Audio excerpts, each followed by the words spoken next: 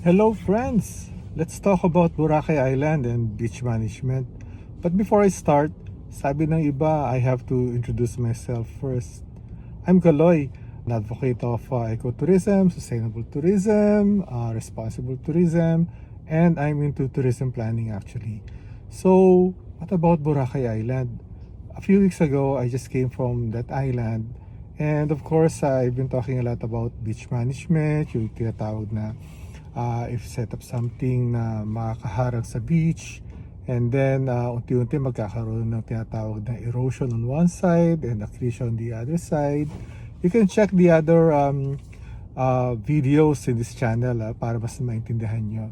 Pero yun nga, usually ang mga primary example that can cause beach erosion would be permanent structures like piers, hotels, resorts, no, na tinatayo mismo sa beach area. And there are a lot of examples like that in the Philippines. Some actually happen in Boracay Island. Yun nga lang, buti na lang minsan napapausog nila, nadedemolish yung mga structures na yun. This time, we will talk about what a lot of people initially thought na okay lang na ilagay sa beach, no? That is the pontoon. So, nung nagkaroon ng rehabilitation, quote-unquote, ang Boracay Island, nung patapos na yung rehabilitation a few years ago, naglagay sila ng pontoon para mas maging accessible sa ibang tao na dumiretso sila sa mga resorts nila, no? Sa halip na dadaan pa dun sa established na port sa island. While I was walking, napansin ko, buti na lang naglakad ako noong umaga. Low tide pa noon. And then napansin ko nga na one side of the pontoon is already experiencing erosion, and the other side is already experiencing accretion. Now, ang nakakaano ron, hindi siya talaga mapapansin unless you know what you're looking at. Tapos ang maya-maya pa, after a few hours, no, pag bumalik ka ron, high tide na, hindi mo na makikita yung difference. Pero it tells us something is happening, no, on the beach area in Boracay, especially with the pontoon.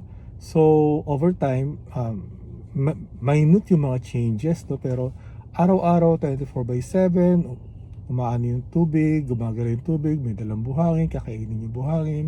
So darating yung time na magiging noticeable na yon. And then of course magbabago na yung dynamics ng beach area pagka hindi inalis yung pontoon. So if I were to give a recommendation, I would suggest na ilipat-lipat nila yung pontoon kahit siguro a few meters, or okay, totally pahingahin nila yung area, alis nila yung pontoon, and then let the beach area correct itself, na ma-redistribute yung buhangin along the beach area.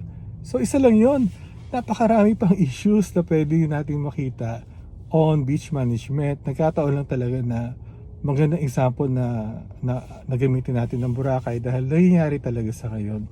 So I hope the people of the town o yung Malay Aklan would see this video para makita nila, and napakita rin ng mga stakeholders sa island na something is happening.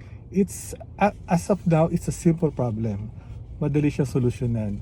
So as early as now, dapat solusyonan nila yung problema nyo bago lumaki. So yun na muna. So I hope you tune into this channel, and then let's talk more about sustainable tourism, ecotourism, yung mga patagal ko nang pinagsasabi for those who know me several decades ago, no? Maraming salamat.